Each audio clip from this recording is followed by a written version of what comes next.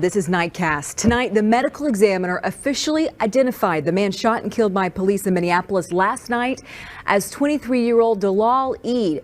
The report says he died of multiple gunshot wounds. This is a picture his dad shared with us today. Police say he was a felony suspect in, quote, a probable cause weapons investigation.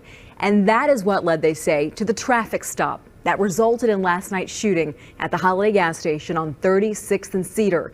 We've seen peaceful demonstrations today as the community calls for justice. This afternoon, the Minneapolis Police Department released body camera video showing the incident. It's less than 30 seconds long. It all happens very fast. We're going to show you the entire clip. The suspect's car is the white one. Stop your car! Hands up! Hands up!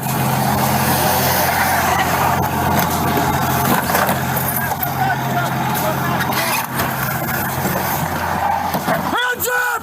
Police! Hands up!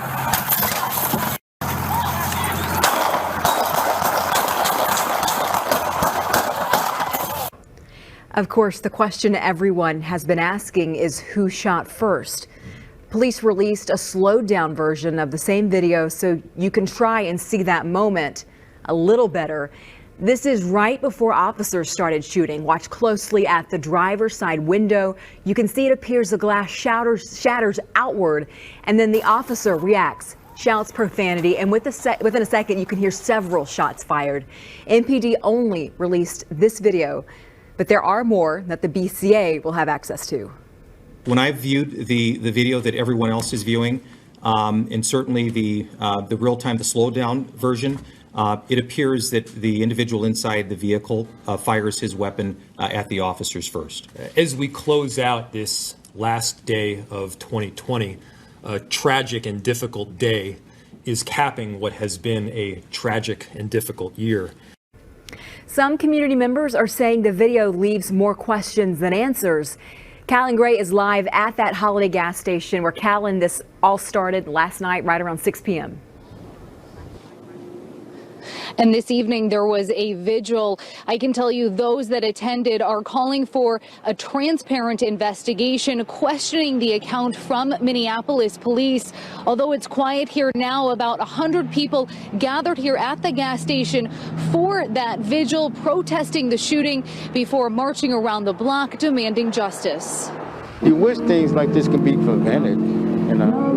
You really do. Standing together on the same ground where this 23-year-old man was shot and killed by Minneapolis police Wednesday. And I'm sorry for the family, really, I am truly sorry. The community honored Dalal Eid's life. Everybody's lives mean something. Demanding justice for a man who can no longer speak for himself and advocate for himself. And we will not allow injustice to continue in the state and in the city. Calling for accountability. The reality that we are standing nearly a few blocks away from where this early May George Floyd was killed, I don't think is an accident. I think it's a reality of what we are living in. Jaylani Hussein with the Minnesota chapter of the Council on American Islamic Relations, questioning why police didn't try to de-escalate the situation. Because we are angry right now. We are frustrated right now because we said no after George Floyd was killed. But it didn't take that long until another body fell. Why did you pull the man over in the first place?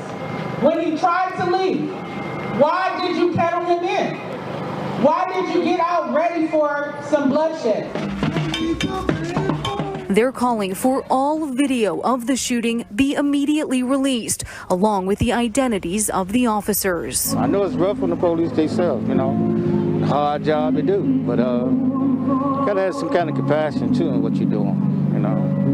Don't nobody need to lose their life.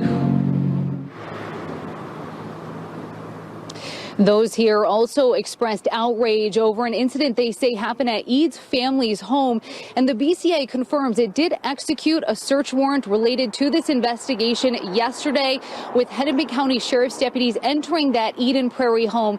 First, the BCA says for about 15 minutes, adults inside that home were handcuffed while deputies secured the residence. Then they say those handcuffs were removed. That is all the BCA is telling us about that incident. They're not saying what they were looking for in the home. Those here today say that this all further traumatized this family. Callan, what do we know about Eid's history? Looking over past court records, it appears that he was charged about 2 years ago for firing a weapon inside a family member's home, but mostly he's been convicted for minor traffic-related offenses. A family member we spoke to who is out here tonight tells us that Eid was a varsity basketball player. He was loyal to his family and just all around a good guy. Lindsay?